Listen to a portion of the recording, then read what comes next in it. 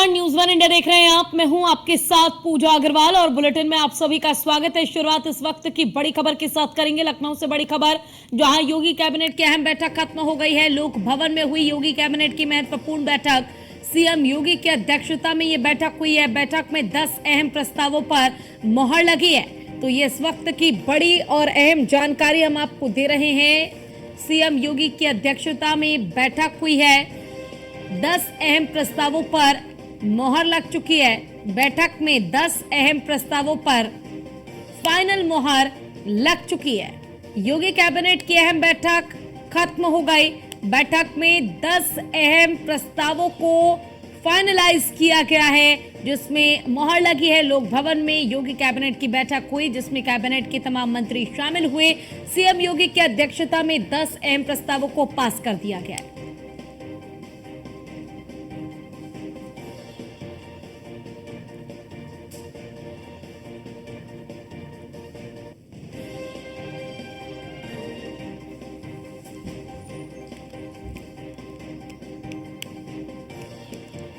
तो देखिए, सीएम योगी आदित्यनाथ की अध्यक्षता में बैठक हुई है। 10 अहम प्रस्तावों पर फाइनल मोहर जो है वो लग गई है। बैठक में 10 अहम प्रस्ताव पास कर दिए गए हैं। सीएम योगी आदित्यनाथ की अध्यक्षता में ये बैठक हुई है। आपको बताते चलें कि सीएम योगी आदित्यनाथ लगातार इस तरीके से फैसले लेते हैं और उनकी ओर से 10 अहम प्रस्तावों को मंजूरी दे दी गई है।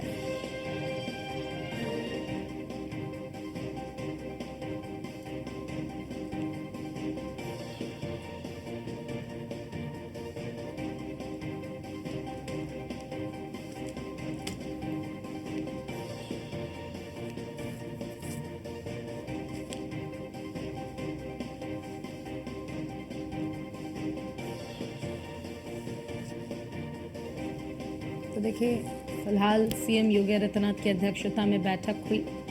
कैबिनेट की बैठक काफ़ी महत्वपूर्ण, प्रदेश के लहजे से प्रदेश के विकास के लिए कई बड़े फैसले लिए जाते हैं कैबिनेट की बैठक में और कई अहम प्रस्तावों को पास भी किया जाता है।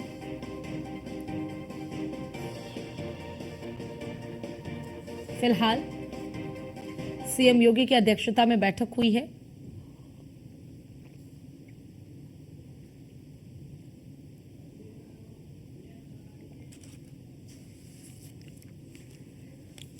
हमारे साथ है उत्तर प्रदेश सरकार के मंत्री दानिश आजाद अंसारी। मंत्री जी, आज सेना के को लेकर धन्यवाद प्रस्ताव भी हुआ है। आज जो कैबिनेट बैठक हुई, माननीय मुख्यमंत्री जी की अध्यक्षता में, हमने अपने देश के सैनिकों को और हमारे देश के प्रधानमंत्री मोदी जी को हमने अभिनंदन प्रस्ताव पारित करके आभार व्यक्त किया है।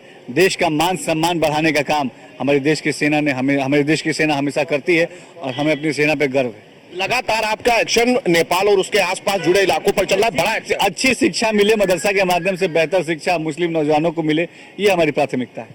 धन्यवाद। ये है उत्तर प्रदेश सरकार के मंत्री दानिश आजाद अंसारी, जो बता रहे हैं कि सेना के शौर्य को लेकर आज कैबिनेट में प्रस्ताव पास हुआ है, जिसमें आज कहीं न कहीं हमने प्रधानमंत्री मोदी और सेना के शौर्य को सलाम किया है। जहां तक बात है मदरसों और जो उत्तर प्रदेश में नेपाल बॉर्डर पर कार्रवाई हो रही है, वो लगातार कानून व्यवस्था को लेकर है, लगातार जारी है। कैमरामैन अमित शाहनी के साथ मैं इसके Vajpayee, news one India, Lucknow.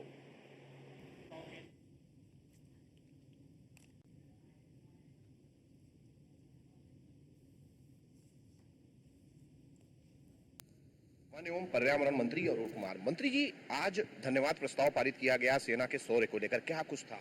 आज सबसे पहला प्रस्ताव मंत्रिपरिषद की बैठक में हमारे वीर सैनिकों के लिए और प्रधानमंत्री के लिए आभार व्यक्त किया गया। ऑपरेशन सिंदूर की सक्सेस के लिए उन्होंने जो काम किया उसके लिए बहुत बहुत आभार, अभिनंदन किया गया। उसके अलावा मंत्री जी, बर्ड फ्लू के मामले निकल कर कुछ आए हैं, जिनको लेकर काफी एहतियात बरती जा रही है। कुछ चिड़ियाघरों को बंद भी कर दिया गया है, लायन सफारी भी बंद किया गया है, क्या है? देखिए, एक टाइगर में बर्ड फ्लू की पुष्टि हुई, उसके तुरंत बाद हमारे माननीय मुख्यमंत्री जी एक्शन में आए और उन्होंने हमको निर्देश दिया कि सभी चिड़ियाघरों को बंद कर दिया जाए, सभी जानवरों का चेकिंग हो, सभी जगह सैनिटाइजेशन का काम शुरू हो। कोई भी काम करने जाएगा तो मास्क और पीपीई किट पहन के जाएगा। वहाँ पे इंसेक्टिसाइड का स्प्रे होगा, चूने का छिड़काव होगा और जानवरों के पूरी सर्वे किया जाएगा। कोई भी बीमार अगर है तो उसको अलग कर दिया जाए। खास तौर से मुर्गी का पोल्ट्री फार्म के लिए कहा गया है विशेष एहतियात बरतने के लिए। अभी कोई दूसरा केस नहीं डिटेक्ट हुआ है? देखिए, ऐसा अभी तक कोई दूसरा केस डिटेक्ट नहीं हुआ है। धन्यवाद। ये हैं उत्तर प्रदेश सरकार के मंत्री अरुण कुमार, जो बता रहे हैं कि अभी फिलहाल बर्ड फ्लू का प्रदेश में कोई दूसरा केस नहीं आया है। एहतियात के तौर पर दिशा निर्देश जारी किए गए हैं और सेना के शौर्य को लेकर धन्यवाद प्रस्ताव भी आज यूपी कैबिनेट में पास हुआ है। कैमरामैन अमित शाहनी के साथ मैं इसके वाजपेयी, न्यूज़ 1 इंडिया, लखनऊ। बस एक सवाल हमारे साथ है उत्तर प्रदेश सरकार के नगर सेना के शौर्य को लेकर प्रस्ताव पारित किया गया, क्या कुछ रहा इसमें? माननीय मुख्यमंत्री जी के नेतृत्व में उत्तर प्रदेश के संपूर्ण माननीय मंत्रिपरिषद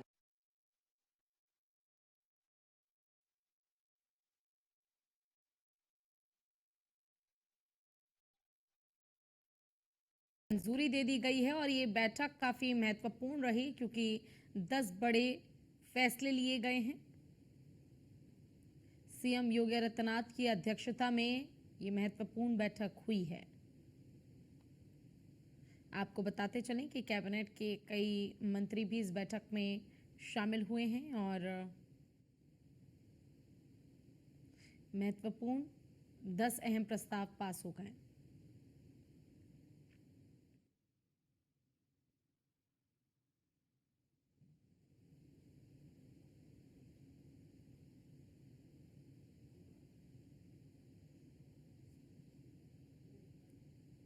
के शर्मा मंत्री जी, आज सेना के शौर्य को लेकर प्रस्ताव पारित किया गया, क्या कुछ रहा इसमें? माननीय मुख्यमंत्री जी के नेतृत्व में उत्तर प्रदेश के संपूर्ण माननीय मंत्रिपरिषद ने सभी मंत्रियों की उपस्थिति में एक बहुत ही महत्वपूर्ण प्रस्ताव पास किया है, जिसमें पहलगाम के बाद माननीय प्रधानमंत्री जी के नेतृत्व में तीनों सेनाओं ने जो कार्रवाई की उसके लिए माननीय प्रधानमंत्री जी का और तीनों सेनाओं का अभिवादन किया गया है, उनको धन्यवाद दिया गया, प्रशंसा की गई है और यह भी निर्णय लिया गया है कि यह प्रस्ताव, धन्यवाद प्रस्ताव, प्रशंसा का जो प्रस्ताव पास हुआ है उसे दिल्ली माननीय प्रधानमंत्री जी तक सेनाओं तक पहुंचाया जाए। उसके अलावा नगर विकास विभाग का भी एक महत्वपूर्ण प्रस्ताव है जिसको आपने पास किया। माननीय मंत्रिपरिषद ने हमारे 2 अमृत योजना के 2 महत्वपूर्ण प्रस्ताव को मंजूरी दिया है, जिसमें एक प्रस्ताव यह है कि अमृत योजना के नाम से जो हमारी भारत सरकार से सहायित योजना चल रही है, जिसमें पेयजल की व्यवस्था, सीवरेज और नाली की व्यवस्था, पार्क की व्यवस्था, ग्रीन स्पेस बनाने की व्यवस्था, सुंदरीकरण की व्यवस्था हम लोग करते हैं नगरीय क्षेत्रों में, उसका जो निकाय अंश है इस योजना में पहले 30% हुआ करता था, 20% हुआ करता था निकायों का अंश, उसे पिछले साल घटा करके हमने लगभग आधा करवा दिया था, 15% और 10% करवा दिया था। लेकिन वह भी अनुभव में आया कि कई निकाय वह भी देने में 15 का 8 और 10 का 4 और 2 करते हुए हमने लगभग आधी से भी ज़्यादा राहत निकायों को दिया है। इसके चलते छोटे निकायों को विशेष रूप से फायदा होगा जो उसमें अपना निकायों का अंश नहीं दे पा रहे थे। धन्यवाद। ये उत्तर प्रदेश सरकार के मंत्री ए.के. शर्मा जो बता रहे हैं निकायों के अंश जो नहीं दे पा रहे थे उनकी माफी की गई है, साथ ही साथ जो उसके चार्जेस थे वो भी कम किए गए हैं। हालांकि सेना को लेकर जो शौर्य सेना ने पराक्रम दिखाया है उसको लेकर धन्यवाद प्रस्ताव भी पारित हुआ है। इस उत्तर प्रदेश सरकार के प्रस्ताव को केंद्र को भेजा जाएगा। कैमरामैन अमित शाहनी के साथ मैं इसके वाजपेयी, न्यूज़ 1 इंडिया, लखनऊ।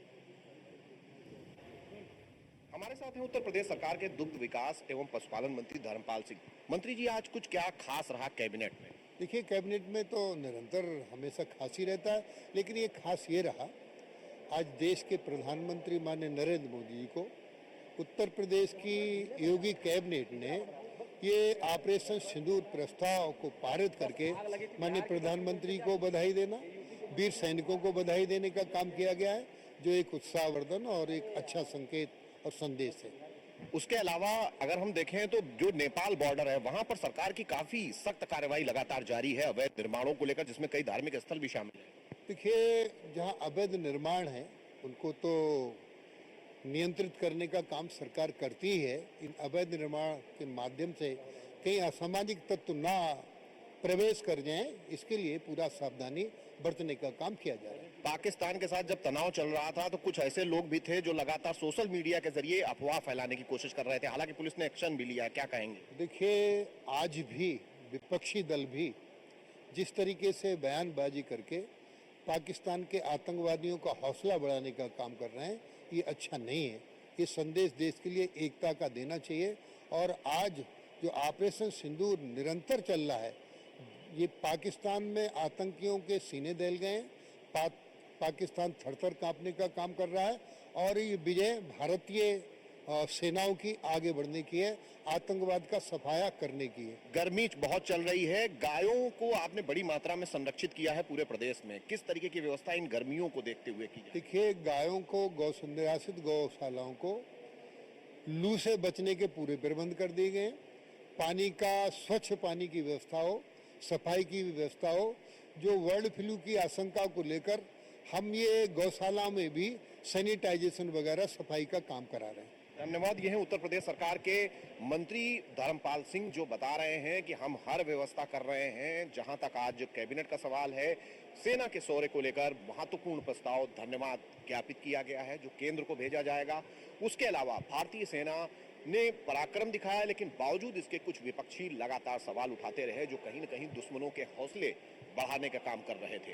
हालांकि भारतीय सेना ने दुश्मनों को पस्त किया। और जहां तक सवाल है बर्ड फ्लू का, जो उत्तर प्रदेश में गौशालाएं हैं वहां पर भी खासी सतर्कता बरती जा रही है। कैमरामैन अमित शाहनी के साथ में इसके वाजपेयी, न्यूज़ 1 इंडिया, लखनऊ। हमारे साथ है उत्तर प्रदेश सरकार के परिवहन मंत्री दयाशंकर सिंह। मंत्री जी, आज एक दुखद घटना लखनऊ में हुई है। प्राइवेट बस है और 5 लोगों की जान चली गई। दुखद है।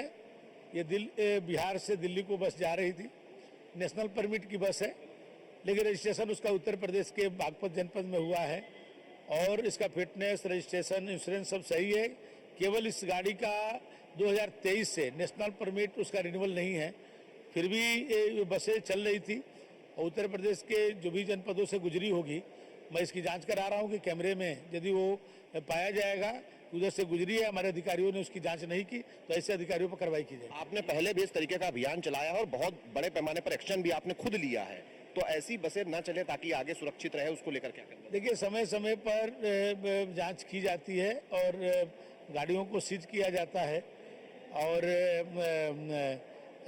ये इसकी भी जांच की जाएगी। और पहले भी ऐसे हुआ है तो अधिकारियों पर कार्रवाई की गई है।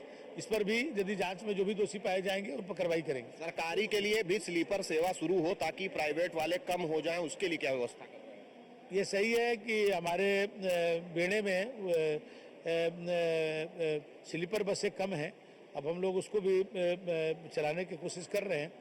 और ये बिहार से बस जा रही थी दिल्ली को और स्लीपर बस थी और इमरजेंसी गेट नहीं खुल पाया, जिसके कारण पैसेंजर निकलने में उनको दिक्कत हुई, जिसके कारण 5 लोगों की मृत्यु हुई। बाकी लोग सुरक्षित है, उनको घरों को पहुंचाया जा रहा है। धन्यवाद। ये हैं उत्तर प्रदेश सरकार के मंत्री दयाशंकर सिंह जो बता रहे हैं कि ये घटना लखनऊ में हुई है। हालांकि ये बस बागपत से रजिस्टर्ड थी, नेशनल परमिट था जो खत्म हो चुका है, जिसकी जांच कराई जा रही है। किन किन जिलों से ये बस गुजरी है और उन जिलों के अधिकारियों ने इसको चेक नहीं किया, उन पर भी एक्शन होगा। बाकी भी जो इस तरीके की बसेस अगर कहीं जानकारी में आती हैं तो उनके खिलाफ भी अभियान चलाकर कार्रवाई की जाएगी। कैमरामैन अमित शाहनी के साथ में इसके वाजपेयी, न्यूज़ 1 इंडिया, लखनऊ।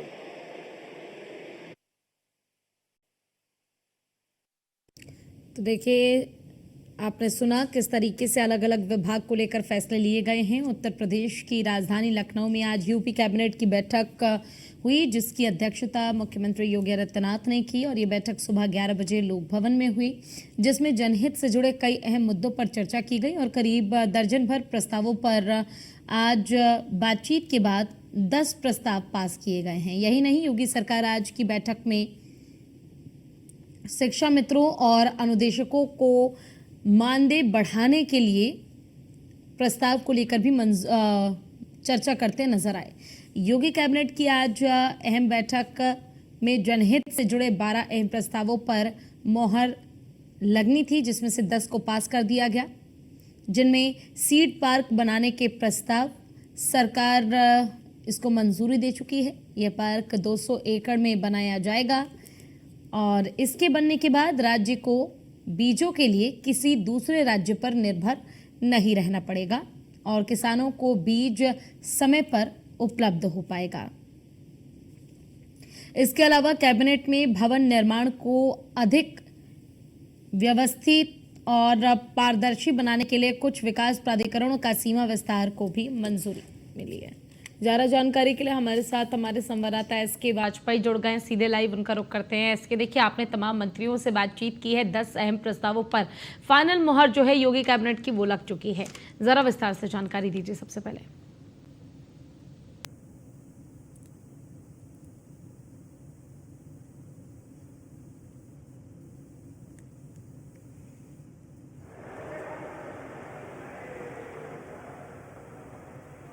क्या आपको मेरी आवाज मिल रही है?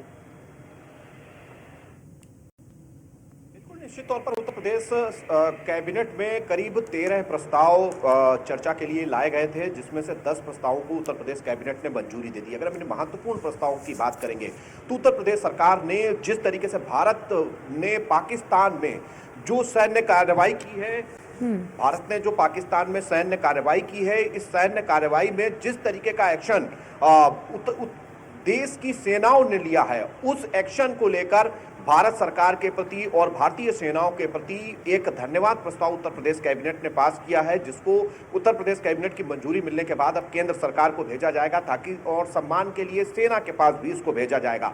हालांकि दूसरा बड़ा प्रस्ताव है कि लखनऊ में एक सीड पार्क बनेगा जो कि चौधरी चरण सिंह के नाम पर होगा।